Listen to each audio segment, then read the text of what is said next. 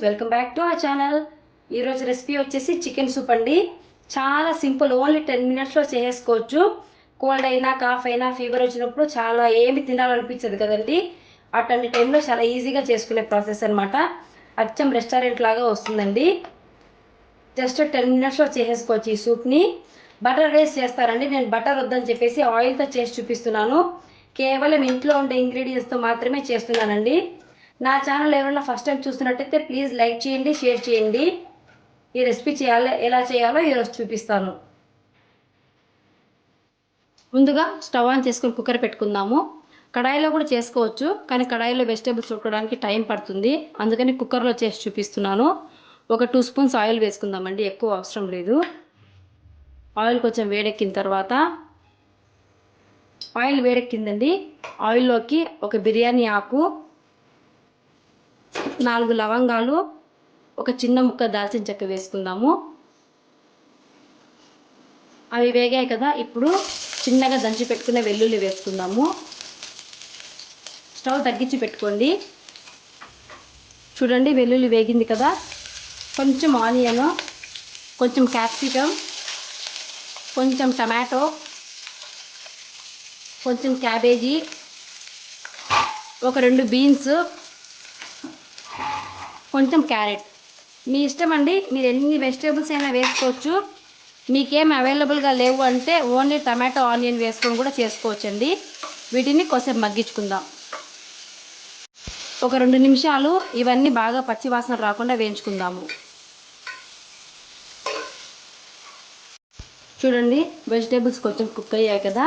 సన్నగా తరిగి పెట్టుకుని 2 పచ్చిమిరపకాయలు వేసుకుందాము. కారం వేయొద్దండి, సూప్ అంత టేస్టీగా ఉండదు. రుచికి తగినంత సాల్ట్ యాడ్ చేసుకోండి. సాల్ట్ చూసుకొని వేసుకోండి, ఎందుకంటే లిక్విడ్గా ఉంటుంది కదండి మనకు సూపు. సాల్ట్ మనకు తక్కువే పడుతుంది.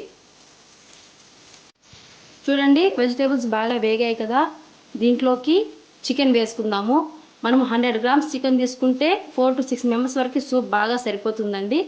నేను ఒక 100 గ్రామ్స్ తీసుకున్నాను. సూప్కి ఎప్పుడైనా చికెన్ ఇలా బోన్స్గా తీసుకోవాలండి, టేస్టీగా వస్తుంది. మీకు కండ ఉన్నట్లయితే ఇలా చిన్న చిన్న పీసెస్గా కట్ చేసుకోండి. ఇప్పుడు ఈ చికెన్ని దీంట్లో వేసుకొని కొద్దిసేపు వేయించుకుందాం.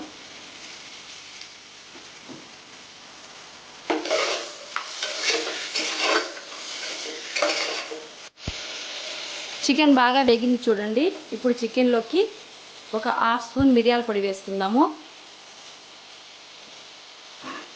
ఒక 2 నిమిషాలు బాగా కలుపుకొని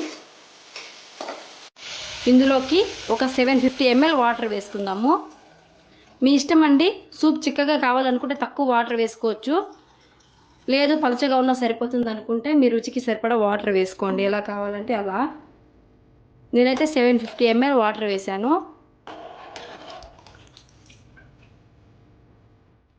ఇప్పుడు వాటర్ని 3 విజిల్లు బాగా మూత పెట్టి, విజిల్ వచ్చిన తర్వాత చూపిస్తాను.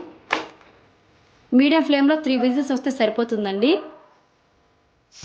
కుక్కర్ 3 విజిల్స్ వచ్చిందండి. చల్లారేంత వరకు ఉండాల్సిన అవసరం లేదు. స్టవ్ ఆఫ్ చేసేసుకొని కొంచెం కొంచెంగా గాలిని తీసేసుకుంటున్నాను.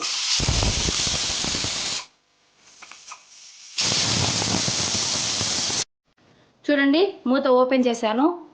ఇప్పుడు స్టవ్ ఆన్ చేసుకుందాము.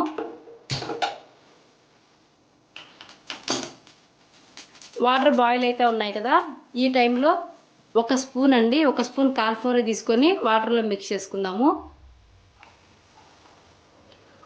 కార్న్ఫ్లోర్ని ఉంటలు లేకుండా బాగా మిక్స్ చేసుకోవాలి.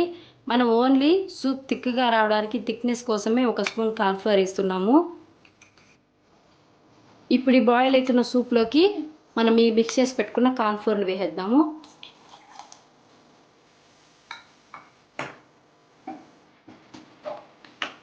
అలాగే చిటికెడు గరం మసాలా వేద్దాము. కొంచెం కొత్తిమీరని వేసుకొని ఒక 5 మినిట్స్ బాయిల్ చేసుకుంటే సరిపోతుంది.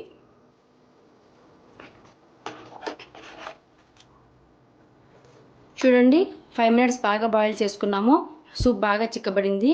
నేను ఇప్పుడు స్టవ్ ఆఫ్ చేసేస్తున్నాను.